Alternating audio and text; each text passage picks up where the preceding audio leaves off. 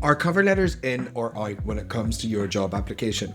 As a career transition coach, I'm asked this on a regular basis when I'm helping people apply for their roles and deciding how they should go around their application strategy. And ultimately, when it comes to a cover letter, for me, the majority of the time they are out. It used to be a case that if you wanted to have that extra edge or you wanted to tell something more about your story, a cover letter was a great way to do that. And it still is, and it still has its place in some ways. But it doesn't need to be a default position for every job application that you're doing, and I'm here to tell you why. When you are applying for opportunities at the moment, there are so many people who are going for multiple opportunities and there's so many elements that you need to jump into. And equally for recruiters, they are trying to sift through tons of additional applications and work through who is the best candidate on that basis.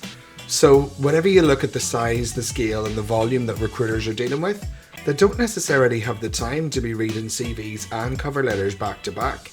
And when it comes to ATS software, if it's got an optimized CV that is utilized in the best way to match against your keywords, it's not necessarily bothered about the story that you're telling in the cover letter either.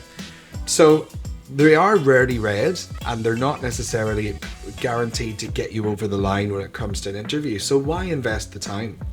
And what you could be doing instead, or what you should definitely be doing instead, is tailoring your CV for each opportunity that you've got, and you can get the same outcome as what you wanted to do with your cover letter through that tactic. Basically, with your CV, the best way to do this is at the top you've got a bio, and at the last sentence of that bio you should be saying, I look forward to utilizing my skills and experience, and you should be specific about the relevant industry experience and the relevant key skills that are applicable for that role. And talk at the end about how you look forward to the opportunity to becoming role X at company Y. And that sentence gives that level of demonstrating that you've thought about the key value that you've added, you've thought about what makes you unique, and you've noted it at the end of the bio. And then the next section should be your core competencies, which is a list of skills and a description of your capability in that skill. And that showcases quite quickly and upfront to the recruiter that you've got the skills that they're looking for. And that's your cover letter. Doing that bit of tailoring makes it significantly easier for recruiters to get the same outcome without explaining the story. Now, there are exceptions. Here's a couple of the times where it is useful for you to do. First of all, when there's a complete career pivot. So let's say, for example, you have a background as a project manager. You've been doing courses in product management. You've been doing side projects in product management. You've been doing all of the kind of things that are building up to that title, but not quite doing that work. You might want to submit a cover letter that explains some of the hobbies that you've been doing and some of the side work that you've been doing that lean into this becoming your opportunity to become a product manager, and how much you relish the opportunity to be given the chance to take the skills that you've done in theory and put them into practice. So when it's a complete career pivot, it is a good idea to include a cover letter to explain what they might not see in the CV. For other examples, some companies find it mandatory to do a cover letter.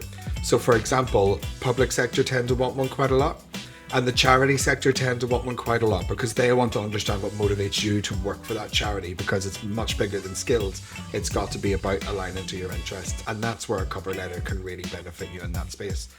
It's not a bad idea to do one, right? If you feel like it gives you an edge, if you think it's going to work for you, then go for it. But my recommendation is that it's not the best use of your time. There is enough things to be doing when you're signing up to job boards, tailoring CVs for jobs, looking for opportunities across the board, establishing your network on LinkedIn and connecting with people, and re-establishing how you can get referred into different companies. The job search at the moment is brutal. There's enough to be doing. So consider whether a cover letter is really giving you the advantage or the best use of your time that you're looking for. I'm Tony McBride, and if you like this video, like, follow, subscribe to see more.